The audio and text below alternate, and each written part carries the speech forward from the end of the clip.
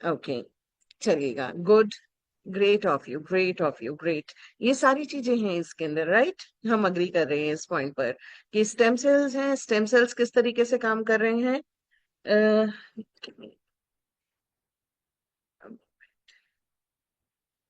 So dear friends, इसके अंदर sound नहीं आ रहा है, आप प्लीज चेक कीजिए। बाकी लोगों को साउंड क्लियर है? साउंड क्लियर है? अगर आपको आवाज क्लियर सुनाई दे रही साउंड है, क्लियर है ma'am. Great. All right, thank you so much sir, somebody wrote it, तो आई जस्ट इंक्वायर्ड। ग्रेट दोस्तों, तो ये सारी चीजें इसके अंदर प्रेजेंट हैं। यहाँ पर आपने सारे कंपोनेंट्स को तो आप लोगों को याद है। बार्ले ग्रेस का मिसिंग था, बार्ले ग्रास भी लिख दिया गया है। चलिएगा, अब मुझे एक चीज और बताइए कि इनके अंदर पाए जाने वाले जितने भी हमने अभी तक कंपोनेंट्स देखे हैं, कुछ कॉमन टर्म्स होती हैं जो हम रोजाना इस्तेमाल कर रहे होते हैं। वो कौन सी कॉमन टर्म्स हैं, वो कौन सी कॉमन चीजें हैं जो इसमें पाई जाती हैं, जिसके बारे हम रोजाना बात करते हैं?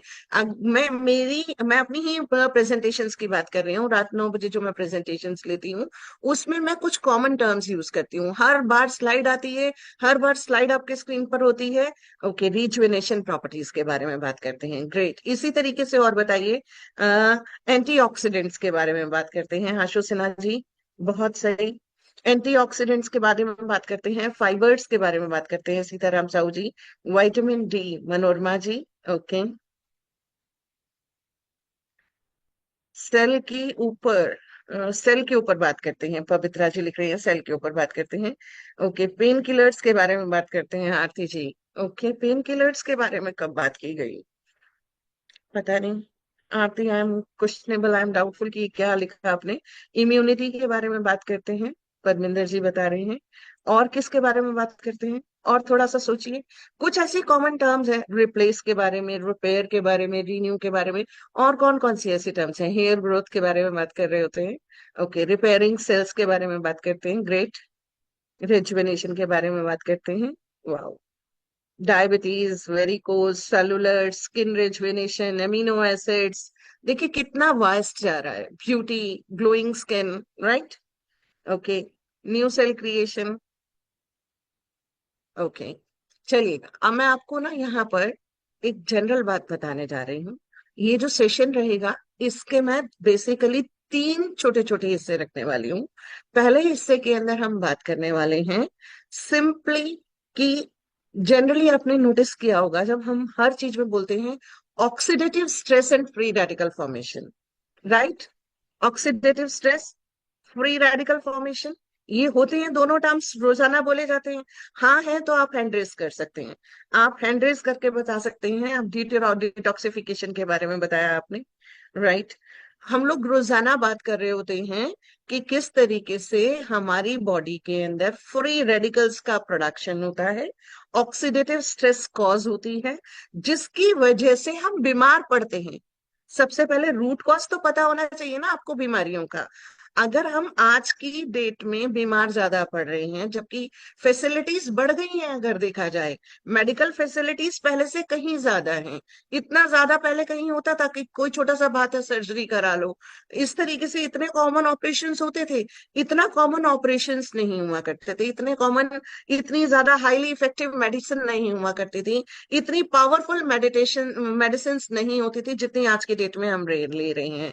और इतने ज्यादा, अगर हम बात करें तो हम लोगों के अंदर अवेयरनेस जो है वो अब ज्यादा है।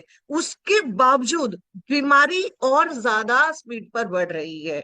बीमारी का स्पीड जो है वो और ज्यादा हाई है। एग्री करते हैं तो मेरे को ए लिख के भेजिए, सिर्फ ए लिख के भेजिए। अगर आप मेरी इस बात से सहमत हैं तो ए लिख कर ड्रॉप कीजिए, ज्यादा बड़े बड़े वर्ड्स नहीं लिखना है, ए लिख दीजिए। अग्री करते हैं, देखिए सारे लोगों ने लिख के भेजा है ए, इसका मतलब अग्री कर रहे हैं, आप मेरी इस बात से सहमत हैं कि बीमारियां, जो लेने का हमारा जो मतलब मेडिकल फैसिलिटीज बढ़ चुकी हैं, हमारे पास बहुत सारे ऑप्शंस हैं ट्रीटमेंट के, हमारे पास अवेयरनेस है, हम अलर्ट हैं पहले से। उसके बावजूद भी बीमारियां कंट्रोल नहीं आ रही हैं, बीमारियों की संख्या बढ़ती चली जा रही है। हमारी बॉडी में रोजाना प्रॉब्लम्स नई नई और नए नई तरीके की, सबसे बड़ी बात है जिनके बारे में पहले कभी सुना नहीं, ऐसी बीमारियां सुनने को मिलती हैं, ऐसी ऐसी चीजें सुनने को मिलती हैं। डॉक्टर्स के डायग्नोसिस में इतना ज्यादा डायग्नोस्टिक सिस्टम्स बढ़ गए हैं। डॉक्टर के पास आप जाओगे, पहले नब्ज देख कर इलाज हो जाता था। आज की डेट में क्या होता है, 50 टेस्ट पहले कराए जाते हैं, राइट? आर लिखिए, राइट का मतलब आर लिखिए। अगर आप मेरी इस बात से सहमत है तो आर लिख कर भेजिए कि पहले इतना नहीं होता था। आज की डेट में 50 टेस्ट, आप जरा सा लेकर जाओ डॉक्टर को, कंप्लेन करो, वो कहे, पहले ये टेस्ट करा के आओ। सारे टेस्ट होने के बाद ही वो हमें जाके बता पाते हैं कि आपको ये बीमारी है, और फिर उसका जाके एक ट्रीटमेंट शुरू होता है। फिर वो भी ट्रीटमेंट नहीं है, वो भी प्रॉपर ट्रीटमेंट नहीं है, वो भी क्योर नहीं हो रहा है, वो भी आपको जो है सुपरफिशियली दवाइयां देकर उसको रोक दिया जा रहा है, आगे बढ़ने से स्टॉप कर दिया जा रहा है, रूट कॉज के ऊपर काम नहीं हो रहा है। तो आज सबसे पहले हम लोग जानेंगे ऑक्सीडेटिव स्ट्रेस क्या होती है, जिसकी वजह से बीमारियां बढ़ रही हैं, फ्री रेडिकल्स किस तरीके से हमारी बॉडी में प्रोड्यूस हो रही हैं। और बिफोर आई शेयर दैट, मैं एक छोटा सा वीडियो दिखाने जा रही हूँ आपको। वीडियो इंग्लिश में है, थोड़ा अटेंटिव रहिएगा, मैं उसको थोड़ा सा हिंदी में बाद में एक्सप्लेन जरूर करूंगी, राइट? तो आइएगा, चलिए सबसे पहले हम स्क्रीन शेयर करके आपको कुछ स्पेशल स्पेशल, आज मैंने आपके लिए बहुत स्पेशल स्पेशल वीडियो सेलेक्ट किए हैं, राइट? और मैं सबसे पहले आपको एक ह्यूमन बॉडी के बारे में दिखाने जा रही हूँ कि ह्यूमन बॉडी किस तरीके से काम करती है।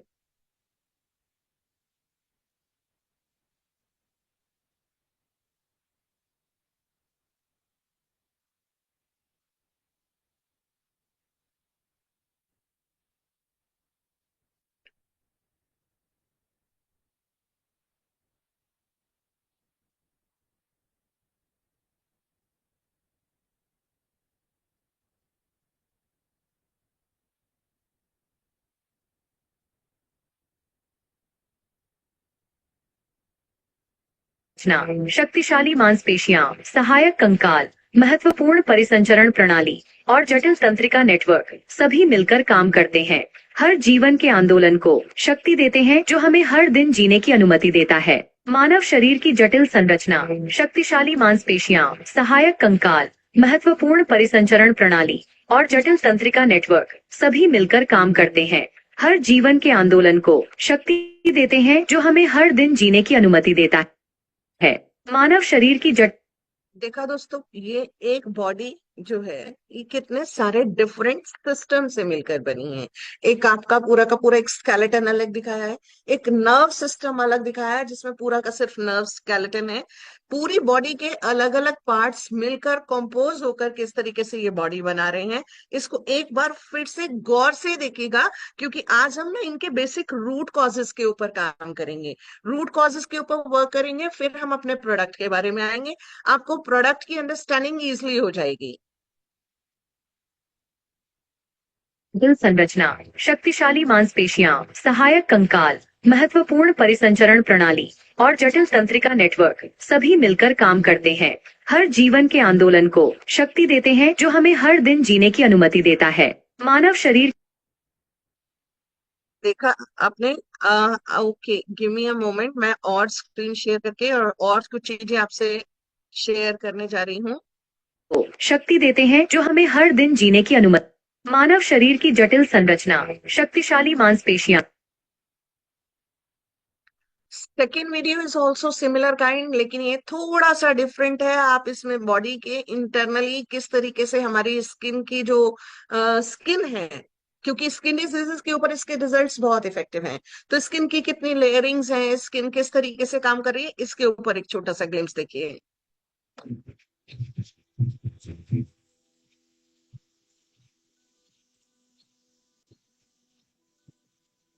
ये पूरा इंटरनल ऑर्गन्स हैं हमारे।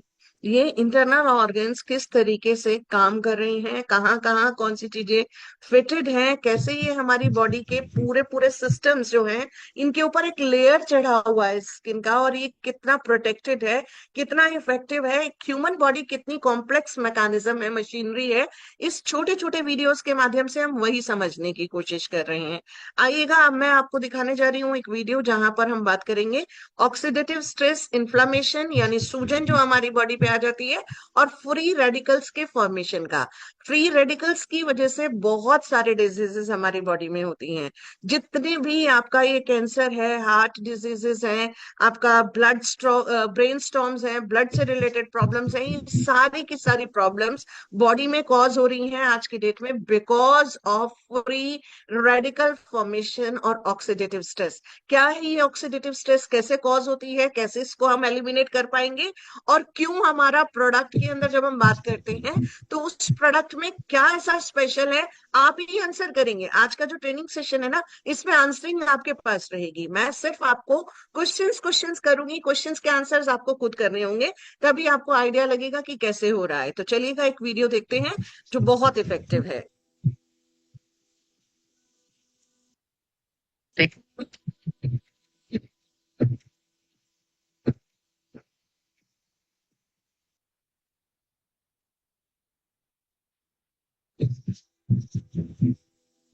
Have we had so much opportunity to live a healthy life?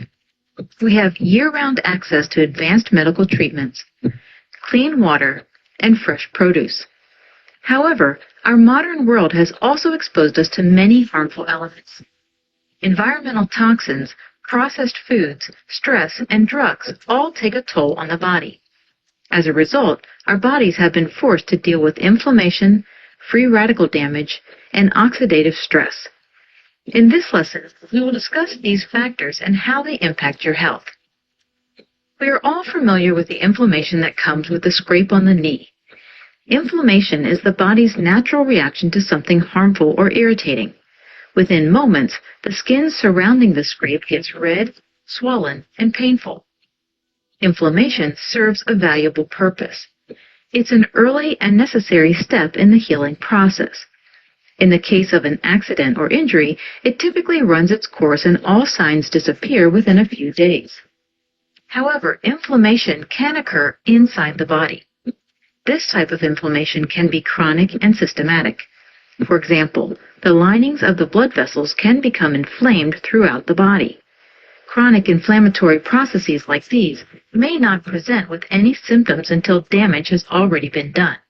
For instance, chronic inflammation of blood vessel linings is thought to be associated with an increased risk of plaque buildup. There are types of internal inflammation that can present symptoms. Ulcerative colitis and Crohn's disease are types of inflammatory bowel disease, which is often abbreviated to IBD. IBD is a chronic condition that is characterized by widespread inflammation of the digestive tract. Symptoms of IBD can be challenging to live with. They include abdominal pain and cramping, diarrhea, fever, and fatigue. IBD is an autoimmune disease, but its symptoms may be aggravated by a poor diet and stress. Many inflammation processes within the body are associated with an increase in the activity of free radicals. Free radicals are highly reactive molecules that are missing an electron. This missing electron makes the free radical unstable. They long to be stable again and go crazy inside the body searching for a spare electron to grab onto. As they bounce around your body, they damage surrounding cells. The spare electron is usually stolen from another molecule. That molecule then steals from another. This creates a chain reaction of free radical damage. There are many factors that can increase the production of free radicals.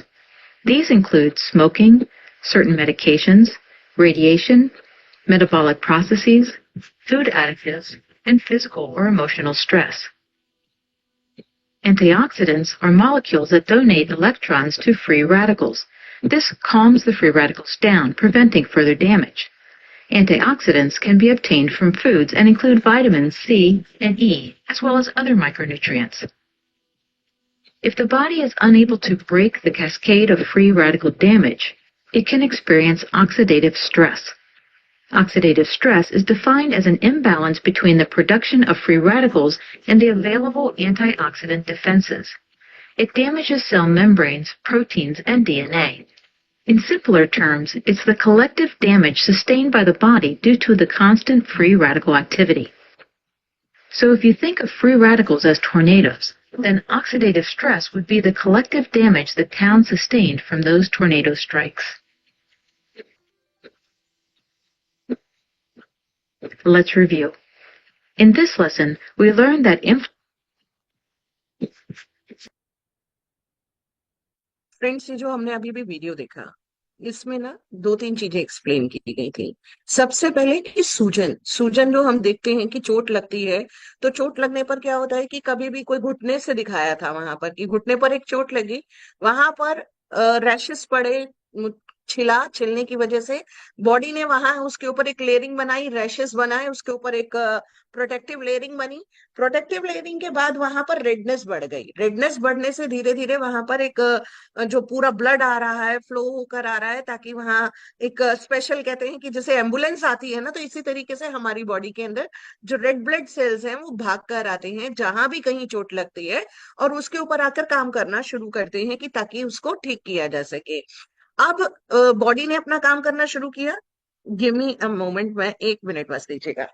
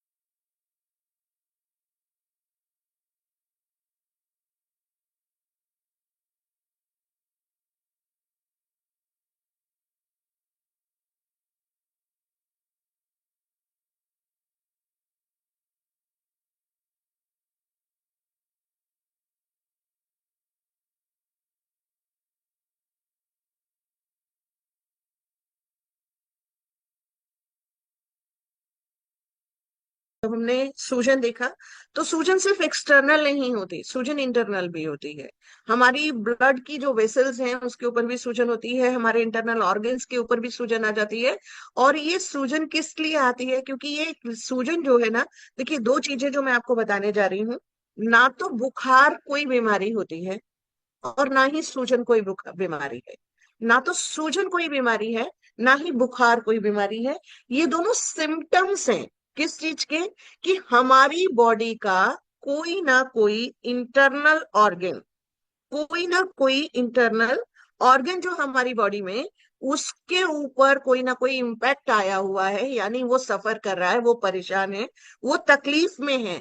कोई organ अगर तकलीफ में है, तो उसका एक reflection के तौर पर, उसकी जो प्रॉब्लम के तौर पर वो बताता है कि बॉडी को कोई इंटरनल तकलीफ चल रही है, जो सूजन आ जाती है, और उसी की वजह से बुखार भी आता है। तो बुखार भी एक सिम्टम है। जब हमें बुखार आए तो ये समझना चाहिए कि इंटरनल या तो कोई ना कोई डाइजेस्टिव सिस्टम या रेस्पिरेटरी सिस्टम, आपने नोटिस किया होगा, गले से बुखार आ गया, ठंड से बुखार आ गया, गला पड़ गया, कानों में दर्द था, पेट खराब हुआ, बुखार हो गया, राइट, मलेरिया हुआ, कुछ हुआ, जहां कहीं भी हो रहा है, तो कोई ना कोई कारण है उसका। और वो जो कारण है पीछे, वो कारण क्या है? हमारी बॉडी के सिस्टम के अंदर कोई तकलीफ आई हुई है। तकलीफ आती है फ्री रेडिकल्स के फॉर्मेशन की वजह से। फ्री रेडिकल्स हमने अभी अभी देखा, एक ऐसा रेडिकल रहता है जो बहुत रिएक्टिव है, जो बहुत हाईली एनर्जेटिक है, क्योंकि उसके अंदर इलेक्ट्रॉन की कमी है। उसके पास इलेक्ट्रॉन की कमी है, तो वो इलेक्ट्रॉन की तलाश में, जो कोई भी नेक्स्ट मिला उससे उसने इलेक्ट्रॉन को बटोर लिया। अब वो अगले को, अगले को, अगले को, इस तरीके से एक चेन रिएक्शन शुरू हो जाती है। और जब तक बहुत लंबे समय तक अगर हमारी बॉडी में एंटीऑक्सीडेंट्स की भरपाई ना हो रही हो, हमारे को बॉडी में एंटीऑक्सीडेंट्स ना भरपूर तरीके से मिल रहे हो, तो हमारी बॉडी में ऑक्सीडेटिव स्ट्रेस बनने लगती है। और ऑक्सीडेटिव स्ट्रेस की वजह से हमारे को इंटरनली बहुत सारी बीमारियां, जैसे कि हार्ट अटैक, जैसे कि आपका कैंसर, जैसे आपका ब्लड के सर्कुलेशन के अंदर प्रॉब्लम, आपकी स्किन की प्रॉब्लम्स होना, आपके ब्रेन के अंदर प्रॉब्लम होना, ये सारी की सारी प्रॉब्लम्स वहीं से जनरेट होती हैं और वहीं से आगे बढ़ रही होती हैं। इतना क्लियर है? क्लियर है तो सही लिख के भेजिए। इतना क्लियर है कि फ्री रेडिकल्स कैसे बन रहे हैं? फ्री रेडिकल्स ऑक्सीडेटिव स्ट्रेस को कॉज करते हैं, और ऑक्सीडेटिव स्ट्रेस की वजह से हम लोगों को यहाँ पर आगे और तकलीफें मिलती चली जाती हैं। तो ये सारा एक के पीछे एक, कहते हैं ये रिएक्शन होता है, जैसे केमिस्ट्री के अंदर एक रिएक्शन होता था कि एक चीज की शुरुआत हुई, एक के बाद एक के बाद एक एक्टिविटीज होती चली गई। तो इसी तरीके से ये सारी की सारी एक्टिविटीज एक के बाद एक होती चली जा रही हैं, जो प्रॉब्लम में आ रही हैं। अब आपने अभी अभी देखा कि एंटीऑक्सीडेंट्स अगर हमें चाहिए तो वो हमें मिलते हैं फ्रेश फ्रूट से, वो मिलते हैं हमें वेजिटेबल से। कितने लोग यहाँ पर रॉ वेजिटेबल्स, कच्ची सब्जियां और कच्चे सलाद रेगुलर खाते हैं? अगर आप बिल्कुल रेगुलर खाते हैं तो आप मुझे आर लिख कर भेजिए। बिल्कुल रेगुलरली, अगर आपकी डाइट के अंदर बिल्कुल रेगुलरली, बिना किसी गैप के, बिना कुछ मिस किए, आपने भरपूर मात्रा में सलाद लेते हैं, कच्ची सब्जियां लेते हैं, तो आप आर लिखकर भेज सकते हैं। देखिए मैंने यहाँ देख रही हूँ, जिस स्पीड से हमारे बाकी सारे आंसर्स आ रहे थे उस अकॉर्डिंग आर नहीं आ रहा है। यानी यहाँ पर बहुत ही कम लोग ऐसे हैं जो इस चीज का खास ख्याल रख पा रहे होते हैं। रॉ वेजिटेबल्स हम लोग नहीं ले रहे होते हैं। जनरली हमारी जो टेस्ट बड्स है ना इंडियंस की, वो हाईली डेवलप्ड है। हमें मसालेदार सब्जियां चाहिए, हमें चटपटा, अगर सब्जी भी बनाना है तो उसको भी प्रॉपर तरीके से फ्राई कर कर बनाना है। फूड्स अगर हमें खाने हैं, और कितने लोग यहाँ पर जंक फूड्स खाते हैं? जंक फूड्स खाते हैं, जे लिखकर भेजिए। जंक फूड्स होते हैं आपके pizza, pasta, momos, right, fried items नहीं खाते हैं? Oh god, great of you. Junk foods खाते हैं तो जे लिखिए, नहीं तो एन लिख दीजिए, वाकई ठीक बात है। जे या एन, जंक फूड्स। अगर हम जंक फूड्स खा रहे हैं, अगर हम फ्राइड फ्रूट्स खा रहे हैं, हम अगर इस तरीके से ले रहे हैं, तो हमें लिखना है। सब खाते हैं, कोई भी कोई एक्सेप्ट करे या ना करे, लेकिन ये नो नो लिख तो रहे हैं सब लोग। लेकिन ऐसा बहुत बहुत रेयर रह गया है कि अगर हम पास्ता हो, बर्गर हो, पिज्जा हो, मोमोज हो, चाउमीन हो, नूडल्स हो, मैगी है आपके, और क्या क्या नाम लिया जाए, सारी चीजें, ये चिली पटाटोज, मोमोज, राइट, इस तरीके के फूड्स, फ्राइड फूड्स सब लोग खा रहे होते हैं। अब बेसिकली ये क्या कर रहे हैं हमारी बॉडी के अंदर जाकर? ये बॉडी के अंदर जाकर बॉडी को बीमारियां दे रहे हैं। क्योंकि बॉडी को क्या क्या चाहिए? हमारी बॉडी को चाहिए 5 एलिमेंट्स जो एक परफेक्ट डाइट के अंदर रहते हैं। वो है vitamin, minerals, proteins, fats and carbohydrates. Carbohydrates मैंने लास्ट में रखा, और जबकि हम खाते पता है क्या है? हम रिवर्स करते हैं। हम सबसे ज्यादा खाते हैं कार्बोहाइड्रेट्स, उसके बाद हम लेते हैं फैट्स। विटामिन और मिनरल जिसको मैंने सबसे पहले लिखा, वो विटामिन और मिनरल्स तो हमारी गिनती में नहीं आते, क्योंकि वो हमें लगता है कि ये बॉडी को ऑटोमेटिकली मिल जाएंगे। दोस्तों, हमारी बॉडी के अंदर ना तो विटामिन स्टोर होते हैं, ना मिनरल स्टोर होते हैं। विटामिन और मिनरल्स का स्टोरेज नहीं है। कोई कोई मिनरल, जैसे हमारे को आयरन की रिक्वायरमेंट रहती है, आयरन हमारी बॉडी के अंदर रहता है, आयरन के हमारे बॉडी के अंदर बफरिंग होती है, राइट। लेकिन कुछ ऐसे हैं जैसे मैग्नीज है, स्ट्रोंशियम है, जैसे हमारे को कैल्शियम की डिपोजिशन हमारी बॉडी में है। लेकिन हमारे के अंदर पूरे विटामिन या पूरे मिनरल्स, हम सोचे विटामिन सी आज हमने खा लिया तो हमारी एक हफ्ते की छुट्टी हो गई, नहीं हो पाएगा, नहीं हो पाएगा, सॉरी टू से, ऐसा नहीं होता है, राइट। अगर मैं अब पानी की बात कर लेती हूँ, क्योंकि पानी भी हमें अच्छा पानी मिल रहा है। देखिए, एक सबसे बड़ी बात है कि पहले हम जब पानी पिया करते थे, हमें उतना इफेक्टिव पानी, हम लोगों को क्लीनलीनेस के ऊपर, उसके ऊपर, हाइजीन के ऊपर आज हम ज्यादा ध्यान देते हैं। लेकिन हम ज्यादा जब ध्यान देने लगते हैं ना, तो भी हमारा प्रॉब्लम्स बढ़ रही होती हैं। तो विटामिन्स नहीं मिल रहे हैं, मिनरल्स नहीं मिल रहे हैं, हमारे रेगुलर फूड से तो बिल्कुल नहीं मिल रहे हैं। अच्छा, कितने लोगों ने ये बात को सुना है, an apple a day keeps doctor away? An apple a day keeps doctor away. आप लोगों ने सुना है तो यस लिख कर भेजिए, वाई लिख कर भेजिए, यस लिख कर भेजिए कि an apple a day keeps doctor away. Yes, ठीक है। लेकिन हम क्या खा रहे हैं? एप्पल हम खाते हैं नंबर 1। और अगर हम एप्पल्स की बात कर रहे हैं, तो मैं सिर्फ एप्पल्स में से कुछ ऐसे विटामिन की बात बता सकती हूँ, कुछ ऐसे फ्लेवोनॉइड्स अगर हम बात करें, राइट, हम फ्लेवोनॉइड्स की बात करते हैं, लेकिन हमें फ्लेवोनॉइड्स के बारे में जानकारी नहीं है। मैं मेडिकल टर्म्स पर नहीं जाऊंगी, लेकिन इतना जरूर बताऊंगी कि एप्पल के अंदर 5 ऐसे प्रकार के तत्व पाए जाते हैं जो हमारी बॉडी में से फ्री रेडिकल्स को बनने की प्रोसेस को कम करते हैं, नंबर 1। नंबर 2, जब फ्री रेडिकल्स कम बनेंगे तो फ्री रेडिकल्स नहीं बनेंगे, तो फ्री रेडिकल्स हमारे को ऑक्सीडेटिव स्ट्रेस की ओर नहीं बढ़ पाएंगे। फ्री रेडिकल्स के बढ़ने की सबसे बड़ा समस्याएं मैं आपको बता देती हूँ किन किन कारणों से बनते हैं। वो बनते हैं हमारी बॉडी में, नंबर 1, स्मोकिंग। जो लोग स्मोकिंग कर रहे हैं उनकी बॉडी में फ्री रेडिकल्स ज्यादा बनते हैं, और या फिर वो स्मोकिंग वाले एनवायरनमेंट में रहते हैं। जरूरी नहीं है कि हम एक्टिव स्मोकर हैं तभी हम स्मोकर हैं। अगर हम किसी ऐसे पर्सन के साथ रहते हैं जो दिन भर में 4-5 बीड़ी सिगरेट पी लेता है 5-7 तो कॉमन है आज की डेट में, तो उनके साथ रहने पर एक आध आपके अंदर भी जा ही रही है ऑटोमेटिकली। दिल्ली एनसीआर में है, आप मेट्रोपॉलिटन सिटीज में है, तो आप भूल जाइए। पॉल्यूशन आपके सराउंडिंग्स में इतना भरा पड़ा है कि आपकी लंग्स ऑटोमेटिकली वो सारी चीजें ले रही हैं। तो ये सारे कॉजेस हमारे जो स्मोकिंग हुआ, हमारे को जो एयर पॉल्यूशन की वजह से हो रहा है, हमारा अल्ट्रा वायलेट रेडिएशन, अब हम इसको हम नहीं रोक सकते, क्योंकि सनलाइट में हम अपने आप को निकलने से रोक नहीं सकते। और अल्ट्रा वायलेट रेडिएशन के प्रोटेक्शन लेयर जो है वो खत्म होती जा रही है, तो अल्ट्रा वायलेट रेडिएशन ज्यादा आ रही है। अगर मैं आपसे स्किन केयर के बारे में बात करूं, कितने लोग यहाँ पर ऐसे हैं जो बिना सनस्क्रीन लगाए घर से बाहर नहीं निकलते हैं? ऐसा नहीं होता, राइट? सनस्क्रीन हम लोग नहीं लगा रहे होते, तो ऐसे केस में क्या हो रहा है, हमारी बॉडी जो है, हमारी स्किन जो है, वो फुल एक्सपोज्ड हो जाती है अल्ट्रावायलेट रेडिएशन से, जिसकी वजह से काम प्रॉब्लम में आते हैं। तो अब इनका सोल्यूशन क्या है? सोल्यूशन लिख के भेजिए मुझे। इस सब समस्याओं का समाधान है क्या? राइट? इन सब समस्याओं का समाधान आपके अकॉर्डिंग क्या है? समाधान, समाधान लिखकर भेजिए। आप मुझे आंसर लिख के भेजिए, इन सब प्रॉब्लम्स का सोल्यूशन क्या है? रीना जी लिख रही हैं cure cell. Great, great, okay. N Y मैं नहीं समझ पाई, नहीं समझ पाई एन वाई। सैयद जी, आप, साजिद जी दोबारा लिख के भेजिए। बिपिन जी लिख रहे हैं क्योर सेल है। देवेंद्र जी लिख रहे हैं cure cell, cure cell. Okay, cure cell इसका सबका समाधान है, राइट? समाधान केवल क्योर सेल है, न्यूट्रिशन है, क्योर सेल है और न्यूट्रिशन है। Great. Cure cell, new young, nutrition, ये सारे हमारे आंसर्स आने शुरू हो गए हैं। न्यू यंग तो क्या, न्यू यंग का क्योर सेल इसका समाधान है, डेफिनेटली है। क्योर सेल क्यों समाधान है? क्योंकि इसके अंदर एक ऐसा एलिमेंट है, एक ऐसा तत्व मौजूद है जो बेहद इफेक्टिव है। बताइए कौन सा तत्व, हमारा जो क्योर सेल है इसके अंदर ऐसी कौन सी चीज पाई जाती है जो सबसे ज्यादा इफेक्टिव है, सबसे ज्यादा इफेक्टिव है, राइट? क्योर सेल में क्या है ऐसा? ओके, प्रवीण जी लिख रहे हैं प्रिकॉशन, प्रिकॉशन नहीं समझ में आया। Apple stem cell, green apple, cure cell, stem cell, apple stem cell, right? Cure cell के अंदर जो पाया जाता है सर, फ्रेंड्स, वो है stem cell, right? Stem cell, stem cell की वजह से ये प्रोडक्ट सबसे कामयाब, सबसे शानदार, सबसे बेहतरीन है। Omega 369 पवित्रा जी और जगह भी मिलेगा, लेकिन स्टेम सेल आपको नहीं मिलेगा। पवित्रा जी सबसे ज्यादा बेहतरीन है वो स्टेम सेल है, right? Okay, it mimics human stem sales.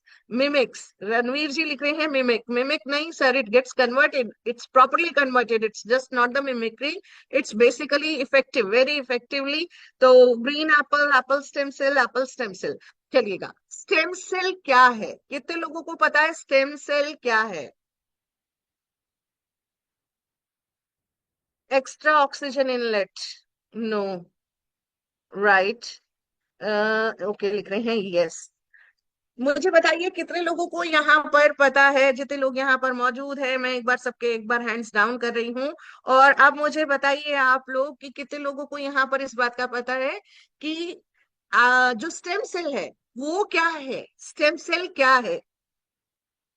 Okay, झाला जी मैंने आपको अनम्यूट करने का ऑप्शन दिया, बताइए क्या है स्टेम सेल?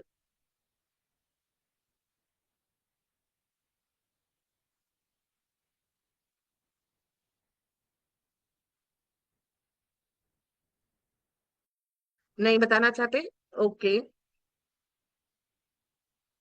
नरेंद्र जी लिख रहे हैं stem cells are unique cells in the body with the remarkable ability to develop into various specialized cell types as muscle cells, brain cells, blood cells, okay, देखिए, great great Narendra ji, perfect answer, perfect answer Narendra ji का answer.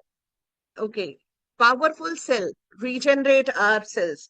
चलिए, मैं आपको बता देती हूँ stem cell क्या है। अगर ओरिजिनल एक शब्द में बताऊं आपको, तो स्टेम सेल एक ऐसा सेल है जिसके पास ना तो कोई स्पेशल फंक्शन, कोई फंक्शन स्पेशल नहीं है, और ना ही कोई स्पेशल स्ट्रक्चर है। ना तो उसका कोई अपना रूप रंग है, ना आकृति है, ना रूप रंग है, ना आकृति है, ना ही उसका कोई स्पेसिफिक काम है। भाई ये क्या बात हुई, ये कौन से शब्द हुए स्टेम सेल को डिफाइन करने के, कि जिसके पास ना तो अपना रूप रंग है, ना अपनी आकृति है, ना अपनी कोई संरचना है, ना ही उसके अपना कोई स्पेसिफिक फंक्शन है। फिर ये स्टेम सेल इतना पावरफुल कैसे हो सकता है? राइट, बहुत बड़ा क्वेश्चन है ये। तो मैं आपको बताती हूँ, स्टेम सेल के अंदर एक बेहद खास क्वालिटी है। पता है क्या क्वालिटी है? वो जिस ऑर्गन के पास जाएगा, जिस ऑर्गन के, वो उस ऑर्गन के सेल्स को अडॉप्ट कर लेगा, वो उसके जैसा बन जाएगा। अगर हमारे हार्ट को प्रॉब्लम है तो वो कार्डियक सेल्स में डेवलप हो जाएगा। अगर हमारे ब्रेन में प्रॉब्लम है तो वो हमारे न्यूरॉन्स के अंदर कन्वर्ट हो जाएगा।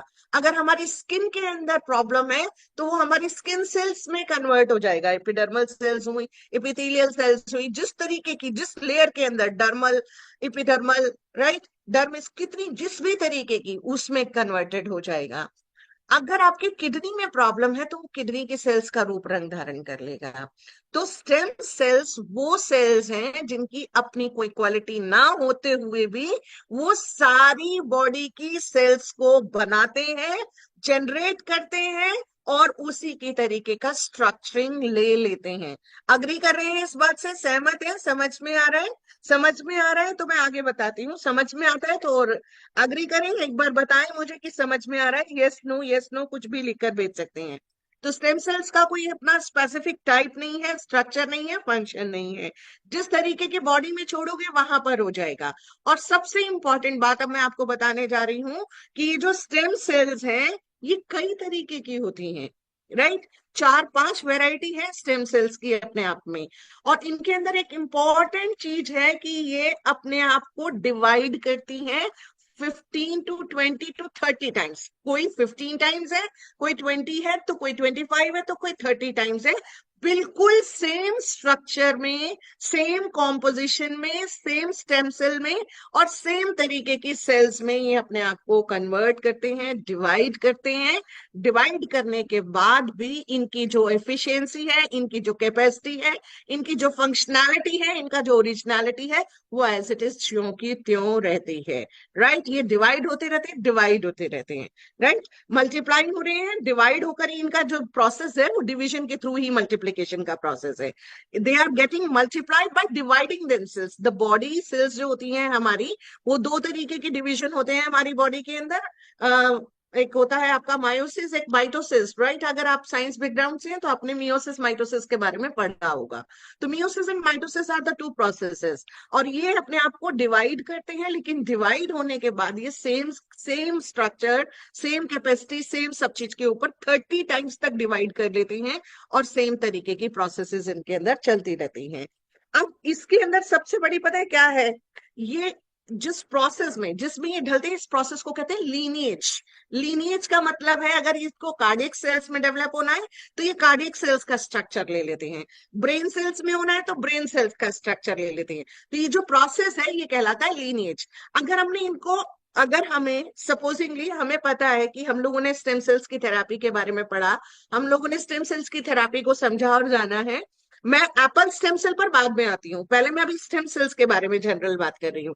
तो स्टेम सेल्स की जो हमारी डायरेक्शंस होती हैं, कि जो स्टेम सेल से डिवीजन किए जाते हैं, अब इसमें होता क्या है कि आपने जितनी बार डिवाइड होने से पहले उसको ले रखा है, यानी आपने बिल्कुल ओरिजिनल एक सेल लिया और उसको उठाकर इंजेक्ट कर दिया, सीधा ही उसकी लीनिएज दे दी, तो वो वहां एक बार स्टेम सेल कन्वर्ट हो गई तो वो दोबारा स्टेम सेल में कन्वर्ट नहीं होगा, अनटिल अनलेस वो एक बहुत रिग्रेस प्रोसेस है, वो आर्टिफिशियली कल्चर किया जाता है। लेकिन ऐसा नहीं हो सकता, वो अपना कार्डियक में डेवलप हो गया तो कार्डियक सेल बन गई, ब्रेन में चला गया तो ब्रेन सेल बन गई।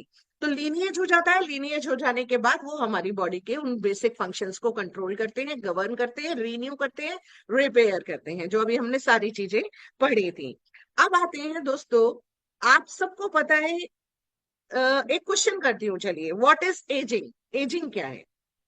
एजिंग क्या है? एजिंग किसे बोलते हैं? एजिंग कोई बताना चाहेगा तो हैंड रेज कीजिए, एजिंग किसे कहते हैं? चलिए मैं बता देती हूँ आपको। एजिंग एक प्रोसेस है जिसमें सेल्स के डीजेनरेशन की, बिल्कुल सही बात है, degeneration of cells is called ageing. ये जो डीजेनरेशन का जो प्रोसेस है, सेल्स के जो मरने की प्रक्रिया है, डाई होने की प्रक्रिया है। देखिए हर सेल हर थोड़े टाइम में अपने आप जो है मरती जाती है, पुरानी सेल्स डैमेज हो जाती हैं, मर जाती हैं, और नई सेल्स उनकी जगह लेती रहती हैं। जैसे हमारी अगर इंटेस्टाइन की बात करूं, तो आंतों की लाइनिंग जो है वो 3 से 5 दिन के अंदर अपने आप को चेंज कर लेती है, इंटेस्टाइनल लाइनिंग। और हमारी बॉडी जो है उसकी हीलिंग कैपेसिटी सबसे ज्यादा हाई है। हमारी जो रेड ब्लड सेल्स हैं, इससे पहले भी मैं कई बार बता चुकी हूँ, वो 120 डेज के अंदर रीजनरेट होती हैं। तो कोई भी बीमारी को अगर आपको जड़ से खत्म करना है, तो आपको कम से कम क्योर सेल को 150 डेज लेना चाहिए मिनिमम। 150 डेज अगर हम चाहते हैं कि हमारी बॉडी में से ये पूरी तरीके से एलिमिनेट हो जाए, खत्म हो जाए। तो दोस्तों, जब हमारी जो सेल्स हैं, उनका पुरानी सेल्स ज्यादा स्पीड पर मर रही हैं, खत्म होती चली जा रही हैं, डीजेनरेट हो रही हैं, और नई सेल्स जो है वो बन नहीं पा रही हैं, ये प्रोसेस कहलाती है एजिंग। एजिंग का ये जरूरी नहीं है कि वो एज जैसे जैसे बढ़ेगी हमारी, तभी वो एजिंग बढ़ेगी। अगर हम देखें कि एक जनरल ह्यूमन बॉडी, अगर हम ह्यूमन बॉडी की बात करें, ह्यूमंस की बात करें, तो नॉर्मल एज जो है वो 80 साल है। तो हम कहते हैं कि 60 के बाद बुढ़ापा आ गया। कई लोग 50 के बाद अशक्त महसूस करते हैं, कई लोग 45 के बाद अशक्त महसूस करते हैं। और अब यंग जनरेशन जो है वो तो अभी 35-40 की एज में भी उनके पास वो कैपेसिटी, वो अंडरस्टैंड, वो स्टेमिना बचा ही नहीं है कि वो अपने आप को एक्टिवेट रख सके। अग्री कर रहे हैं मेरे साथ? इस बात से सहमत है ना, कि जो हम कहते तो हैं कि हमारी जो नई जनरेशन है, इनके अंदर दमखम कहाँ है ना? दमखम नहीं बचा, इनके अंदर स्टेमिना नहीं है। एक्चुअल में क्या है कि उनकी बॉडी के अंदर एजिंग की प्रक्रिया तेजी से हो रही है। और इसीलिए आज की डेट में लोग सप्लीमेंट्स की डायरेक्शन में बढ़ रहे हैं। लोग वाइटामिन की गोलियां खा रहे होते हैं, मल्टीविटामिन ले रहे हैं, लोग प्रोटीन ले रहे हैं। अच्छा, एक्चुअली क्या है, सबसे इंपॉर्टेंट चीज क्या है कि हम ना बिना सोचे समझे लेना शुरू कर देते हैं। ये सबसे बड़ी बात है, एक दूसरे के इन्फ्लुएंस में आकर लेना शुरू कर देते हैं। कई लोग ने, अभी मैंने आज, हम लोग एक और अपनी इस पूरी मीटिंग में जब हम बात करते हैं, तो हम कोलेजन प्रोडक्शन के ऊपर बात करते हैं। आज की मीटिंग में मैं कोलेजन के ऊपर बात नहीं करूंगी, लेकिन कोलेजन एक बहुत इंपॉर्टेंट टॉपिक है, जिसकी वजह से बहुत सारी चीजें डेवलप भी हो रही हैं, उसका रेजोल्यूशन भी है, उनका समाधान भी, और प्रॉब्लम्स भी कॉज हो रही हैं। लेकिन आज हम कोलेजन पर बात नहीं करेंगे। हम अभी बात कर रहे थे एजिंग के ऊपर, वापस आते हैं। एजिंग के अंदर क्या है, एजिंग दिमाग की भी होती है। दिमाग के अंदर जो फैट का इकट्ठा होना, अब लोग कहते हैं दिमाग में फैट कहाँ से जाएगा? दिमाग में फैट जो है वो व्हाइट मैटर के रूप में डिपॉजिट होता है। हमारे जो दिमाग की सेल्स है, उनके अंदर दो हिस्से होते हैं, white matter and grey matter. White matter and grey matter, इसीलिए आप लोगों ने देखा होगा, जो पुराने लोग जो बूढ़े हो जाते हैं, उनके अंदर याददाश्त कम हो रही है, क्योंकि व्हाइट मैटर का प्रेजेंस बढ़ गया है। और जहां जहां फैट्स बढ़ेंगे, वहां वहां पर जो दूसरा ओरिजिनल मैटर है, जैसे ब्रेन है तो ब्रेन में ग्रे मैटर कम हो गया। हमारी बॉडी है, किडनी के अंदर फंक्शनैलिटी खत्म हो गई। हार्ट है, हार्ट के अंदर भी हमारे जो जमा हो जाते हैं फैट्स, जिसकी वजह से हार्ट अटैक्स वगैरह होते हैं। तो ये जो मैटर का डिपोजिशन हो रहा है, स्टेम सेल्स इस मैटर के डिपोजिशन को कम करती है, और स्टेम सेल्स उनके अंदर से वो लेयरिंग को हटाने में, उसको फिल्टर करने में हेल्प करती है। इसीलिए स्टेम सेल्स रिजुविनेशन का काम करती है, रिवाइव करती है, रीन्यू करती है। देखिए हमने 2-3 चीजें स्टेम सेल्स के बारे में पढ़ी हैं। स्टेम सेल्स हमारी बॉडी को रिपेयर करेगी, रीन्यू करेगी, और नई सेल्स जो होंगी, वो जो बन रही होंगी, वो हाईली इफेक्टिव सेल्स बन रही होती हैं। अग्री करते हैं मेरे साथ? वीडियोस ऑन कर सकते हैं आप लोग। आप लोगों ने आज वीडियोस ऑन नहीं कर रखे हैं, मैं देख पा रही हूँ कि बहुत ही कम लोग आज तो वीडियोस ऑन करके बैठे हैं। शायद क्या कहा जा सकता है, राइट? आपकी स्माइल्स मिस कर रही हूं मैं। तो दोस्तों हम लोग यहाँ पर स्टडी, देखिए अभी तो अच्छा लग रहा है, अभी तो अच्छा लग रहा है कि हम किसी से बात कर रहे हैं, राइट? अभी तक मुझे लग रहा था कि शायद मैं अकेले ही अकेले बोले चले जा रही हूँ, जैसे रूटीन मीटिंग में तो मैं भी अपना वीडियो ऑफ करने वाली थी। रूटीन मीटिंग होती है तो रूटीन मीटिंग में मैं भी तो ऐसे ही करती हूँ ना, रोजाना आती हूँ, रोजाना वही सेम मीटिंग्स, वही सेम तरीका, वही सेम पूरा का पूरा प्रोसेस। चलिए दोस्तों, हम लोग अब स्टेम सेल से रिलेटेड एक वीडियो देखने जा रहे हैं। We are going to watch one video जिसमें स्टेम सेल्स किस तरीके से काम करेंगे। ये जो हम लोग रूटीन में करते हैं ये वैसा वाला वीडियो नहीं है। अगेन एक इंग्लिश वीडियो है, इसके पीछे मैं फिर से हिंदी में इसको एक्सप्लेन कर दूंगी आप लोगों को अच्छे से। वो 5 मिनट का वीडियो, बहुत इफेक्टिव वीडियो है, इसको देखिए और समझिएगा कि स्टेम सेल्स कैसे हमारी बॉडी में हेल्प कर रही हैं हमारी बॉडी को रीन्यू करने के लिए, right?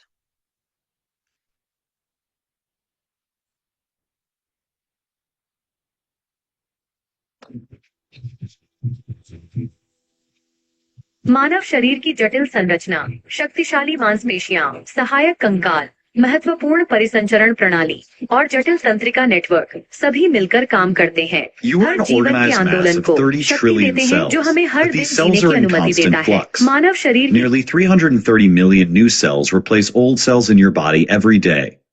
Your intestinal lining renews itself every 3 to 5 days. Red blood. You are an organized mass of 30 trillion cells, but these cells are in constant flux. Nearly 330 million new cells replace old cells in your body every day. Your intestinal lining renews itself every 3 to 5 days. Red blood cells die in just 120 days and so are regularly replaced. This constant cycle of regeneration keeps you alive. Your skin remains intact, your blood flows uninterrupted, and your gut stands resilient in the face of harsh acids. None of this would be possible without a group of supercells in your body called stem cells. Over the last 50 years, we've uncovered some truly epic science surrounding these stem cells. Their regenerative abilities have brought them into focus as therapies for diseases, especially those of the blood. So, what are stem cells? How do they function? And how are they responsible for your existence, growth, and maintenance? Stem cells have two unique abilities that define them. Firstly, they can self-renew to create more stem cells, and secondly, they can differentiate into many different types of cells. Stem cells are crucially different from somatic cells in the body. Somatic cells, skin, muscle, fat, brain, or bone cells, cannot divide. A skin cell does not divide to form new skin cells. A skin cell simply gets old and dies. These types of cells are what we call terminally differentiated. Differentiation is a process through which a cell picks its fate, essentially choosing a career for the rest of its life. Aren't we lucky to have the option to quit our jobs whenever we want and shift our lives into a new direction? Most cells do not have that luxury. We used to think differentiation was irreversible, a one-way street from a stem cell to a specialized cell. Essentially, we thought that a cell that becomes a skin cell will remain a skin cell forever. We were wrong, but more on that later. Stem cells have the ability to divide. An epithelial stem cell can divide into a new skin cell and another epithelial stem cell. The stem cells can also divide to make more stem cells. Therefore, an epithelial stem cell divides to self-renew and then differentiates into a skin cell. There are categories of stem cells based on the different cells into which they can differentiate. That measure is called the potency or potential of a stem cell. Totipotent stem cells are basically the MVPs of stem cells. They have nearly infinite dividing capabilities, allowing them to become any cell of an organism. The zygote, the single cell formed from the fusion of egg and sperm, is the OG totipotent stem cell. From its first few cell divisions arises an entire human. You stand today as an organized and systematic mass of trillions of cells arising from a single zygote. If you had to guess, how many cell types do you think an adult human has? Tell us in the comments below. There are also pluripotent stem cells to consider. Pluripotent stem cells are slightly more restricted than a zygote and can form almost all cell types. Embryonic stem cells, or ESCs, are a type of pluripotent stem cell that arise when the zygote divides to form a mass of cells called a blastocyst. When you restrict the fate of stem cells even further, they are called multipotent stem cells. These cells can differentiate into many different kinds of cells of a specific type. Hematopoietic stem cells in the bone marrow divide to make new blood cells, red blood cells, white blood cells, and platelets. The epithelial stem cells we mentioned earlier are another example. They can turn into any type of epithelial cell. Adults do retain some stem cells, which are present in particular niches to help maintain the body, replacing old cells with new ones. They can be multipotent stem cells, such as hematopoietic stem cells, or unipotent stem cells. Unipotent stem cells can only differentiate into one type of cell, meaning that a muscle stem cell can only differentiate into a muscle cell. This raises an interesting question. All cells have the same DNA, so how are some cells stem cells and others not? And as mentioned earlier, cell differentiation was assumed to be irreversible, but is that really true? Yes, cells all have the same DNA, but not all cells express all the genes. Genes are small sections of information in the DNA. Our more detailed video on DNA explains how the molecule works within a cell. Click the link in the top right corner to learn more. In brief, proteins in the cell read the information in a gene and convert that information into proteins the cell needs. The genes that are turned into proteins are the genes that are expressed. The cells switch off certain genes and are therefore not turned into proteins. We say that those genes are not expressed. Thus, a skin cell will only express genes such as the gene for keratin, while a muscle cell won't express that gene at all. In stem cells, this change in gene expression hasn't happened yet, and only occurs when the stem cell specializes. In 2006, researchers Shinya Yamanaka and Kazutoshi Takahashi did something researchers once thought impossible. They managed to convert a skin cell back into a pluripotent stem cell. They discovered 4 genes that controlled. तो friends I think ये यहीं तक video जो था वो बहुत effective और काम का था, क्योंकि इससे आगे का वीडियो थोड़ा अलग डायरेक्शन में जा रहा है, राइट?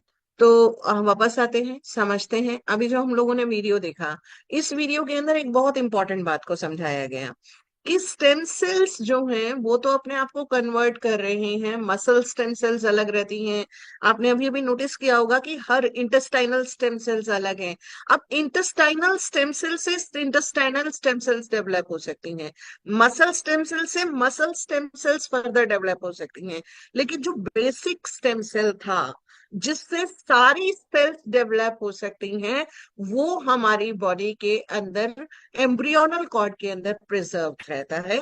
इसीलिए एम्ब्रियोनल कॉर्ड को प्रिजर्व करके बहुत सारी बीमारियों के सॉल्यूशंस निकाले जा सकते हैं स्टेम सेल्स के थ्रू। अब आता है क्वेश्चन कि क्योर सेल जो है वो इतना इम्पैक्टफुल या इतना इम्प्रेसिव क्यों है? क्योंकि इसके अंदर प्रेजेंट, पता है क्या है? इसके अंदर प्रेजेंट है apple, right? Apple stem cell, red grape stem cells. अब एप्पल स्टेम सेल्स और रेड ग्रेप स्टेम सेल्स की ऐसी क्या खास फीचर है जो इसको इतना यूनिक, इतना स्पेशल, इतना डिफरेंशिएटेड बना दे रहा है कि ये इतना ज्यादा इंपैक्टफुल है? जानना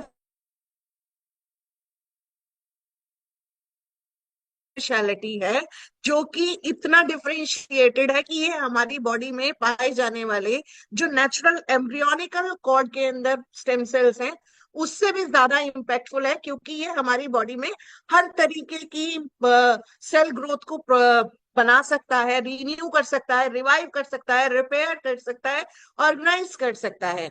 तो दोस्तों, इसके लिए मैं आपको बताना चाहती हूँ, एक नॉर्मल एप्पल और एक जो अपना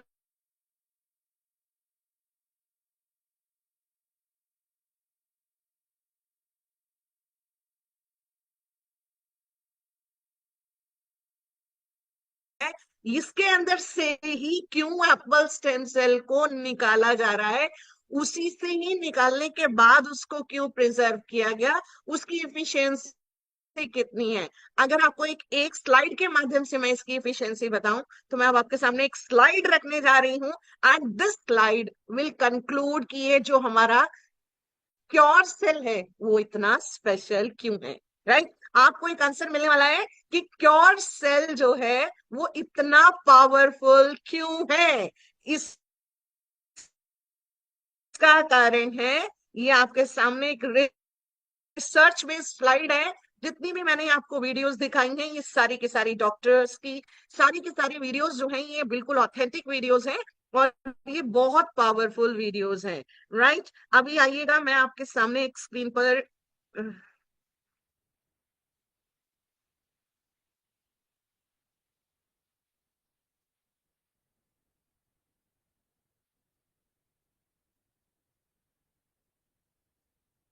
गिव मी अ मोमेंट।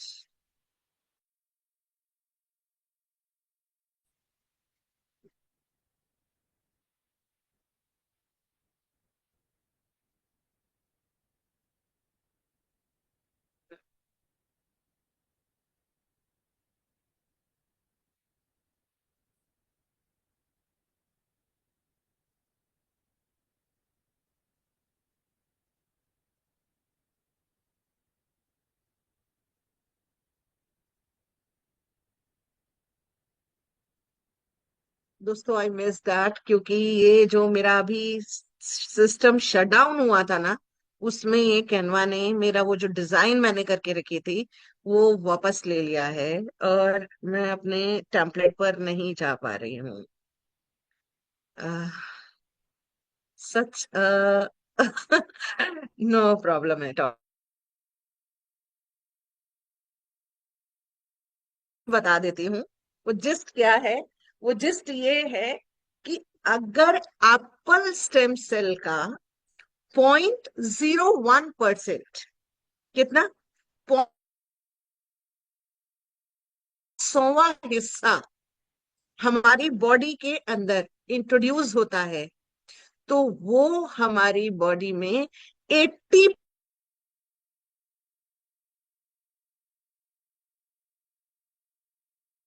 करता है, जो हमारी बॉडी के अंदर स्टेम सेल्स के बनने की प्रोसेस को करता है। तो कैन यू अंडरस्टैंड कि अगर सिर्फ 0.1% एप्पल स्टेम सेल हमारी बॉडी के अंदर इंट्रोड्यूस कर दिया जाए, छोड़ दिया जाए, सिर्फ 0.01,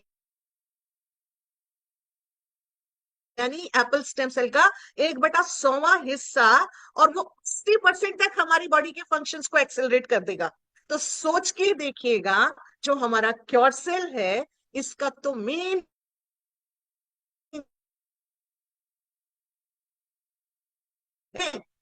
राइट और रॉन्ग, राइट और रॉन्ग, लिख के भेजिए, लिख के बताइए मुझे। R R, right right, wrong लिखना चाहते हैं तो डब्ल्यू लिख सकते हैं। चाहिए, I just want to know कि यस ये ट्रू है नहीं है। हमारी जो क्योर सेल है वो तो बना ही एप्पल स्टेम सेल से।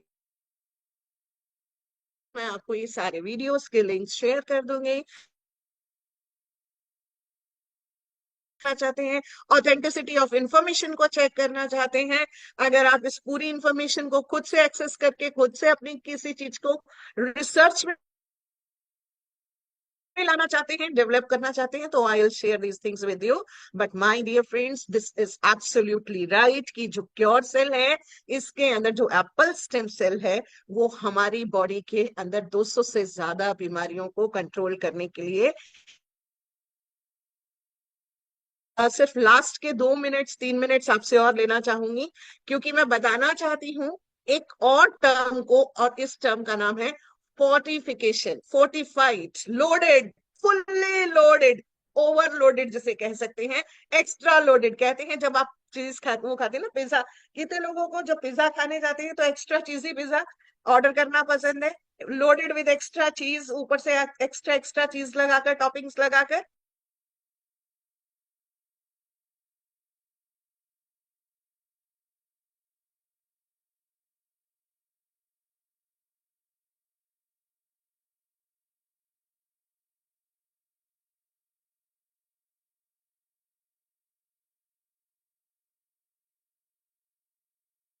लोडेड है, उसके अंदर बार्ले है, इसके अंदर ये सारे देखिए, जब हम एक एक पीपीटी के हम स्लाइड्स के थ्रू चलते हैं, तुम पर सेंसर रोल देखोगे, ऑक्सीडेटिव स्ट्रेस, अल्ट्रावायलेट रेडिएशन से प्रोटेक्शन, और आपको वो आपको एंटी एजिंग प्रॉपर्टीज रखता है, राइट। जहां आएगा एंटी एजिंग आएगा, जहां आप स्लाइड पर देखोगे एंटी ऑक्सीडेटिव प्रॉपर्टीज आएगा, फ्री रेडिकल के प्रोटेक्शन को आएगा, और साथ में आएगा इसके विटामिन सी है, विटामिन ई है, विटामिन ए है, विटामिन बी है, कैरोटेनॉइड्स हैं, पॉलीफेनॉल्स हैं, फ्लेवोनॉइड्स हैं, यही सारी चीजें हैं। दोस्तों एक्चुअल में हमारी बॉडी को यही सारी चीजें चाहिए होती हैं, और इसीलिए ये स्टेम सेल्स की जो एफिशिएंसी है वो 100% तक पहुंच जाए। 80% तो खुद से सेल्फ सफिशिएंट है, उसको 100% तक एनहेंस करना चाहते हैं, तो के लिए उसके अंदर बार्ली ग्रास, उसके अंदर रेड बेरीज, अकाई बेरीज, उसके अंदर जूसेस, उसके अंदर एक्सट्रैक्ट्स, उसके अंदर क्लोरोफिल, ये सब ऐड किया गया है ताकि हमारी बॉडी से फ्री रेडिकल के प्रोडक्शन को कम किया जा सके, ऑक्सीडेटिव स्ट्रेस को दूर किया जा सके, हमारी बॉडी के अंदर जो नए सेल्स बन रहे हैं वो बेहतरीन तरीके के बने, और हमारी बॉडी को प्रॉपर विटामिन्स और न्यूट्रिशन की कमी ना रहे, ताकि हमारी बॉडी इससे सही हो सके। और दोस्तों एक इम्यून सिस्टम ही आपको से बचा सकता है, nothing else can make you better. कोई और चीज आपको अच्छा कर ही नहीं सकती। डॉक्टर के द्वारा दी जाने वाली सारी बीमारियां, सिर्फ वो सारी दवाइयां बीमारियों के जो सिम्टम्स होती है ना उनको सप्रेस करने के काम आती हैं, उनको रोक रही होती हैं, उनको प्रिवेंट कर रही होती हैं, उनको एलिमिनेट नहीं करती। एलिमिनेशन आपने सुना होगा कि वो हमारा इम्यून सिस्टम ही कर रहा होता है। और मैं हमेशा से कहती हूँ कि humans are high qualities of animals, वो एनिमल्स की हायर कैटेगरीज हैं। तो दोस्तों यहाँ पर इम्यून सिस्टम को स्ट्रेंथन करने के लिए फुल्ली फोर्टिफाइड इसका भरपूर तरीके से इस्तेमाल कीजिए, और कोई भी क्वेश्चन हो तो आप लोग कभी भी कर सकते हैं। लेकिन आज के सेशन में बस इतना ही। Thank you so much for your kind attention. आप लोग अटेंटिव रहे, स्माइलिंग रहे, पूरे में पार्टिसिपेट किया आप लोगों ने, आपका दिल से धन्यवाद। Thank you so much everyone, and over to you Jolly sir.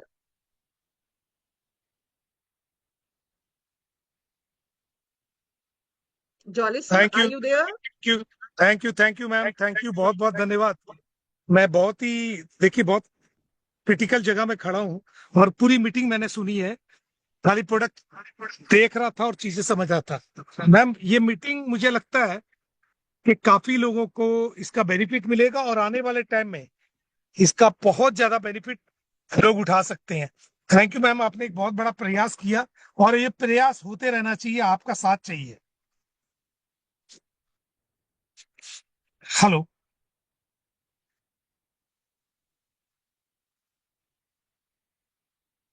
Yes sir, your voice is clear. तो मैम मुझे एक चीज से बहुत अच्छी लगी इसके अंदर, कि आपने सिर्फ प्रोडक्ट नहीं बताया, ये बीमारी होती कैसे है, कैसे इसके अंदर इतने सारी प्रॉब्लम्स आ जाती है मानव शरीर में, ये जो चीजें बताई है ना, ये इसका फायदा बहुत लंबा जाने वाला है। प्रोडक्ट के बारे में तो हर कंपनी बता देती है कि ऐसे प्रोडक्ट है, ऐसे प्रोडक्ट है, लेकिन ये प्रोडक्ट हमारे शरीर पर कैसे आने वाले टाइम में रिजल्ट देगा, इसका बहुत बड़ा इफेक्ट आएगा। इसके लिए आपका बहुत बहुत धन्यवाद, कोटि कोटि नमन आपको। और ये मीटिंग हमारे लोग कह रहे हैं, thank you ma'am for regarding about knowledge, और लोग ये भी कह रहे हैं कि नेक्स्ट मीटिंग कब है। तो ये सिलसिला हमारा चलता रहेगा, और क्या सिलसिला चलता रहेगा दोस्तों?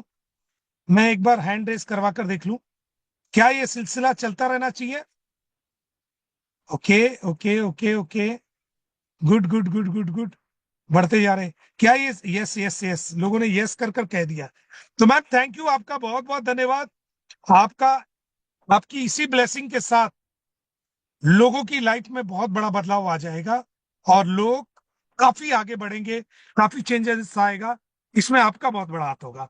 थैंक यू मैम आपका, और आशा करता हूं कि अगली बार हम लोग और भी आगे आगे आगे और बहुत कुछ सीखेंगे मैम से।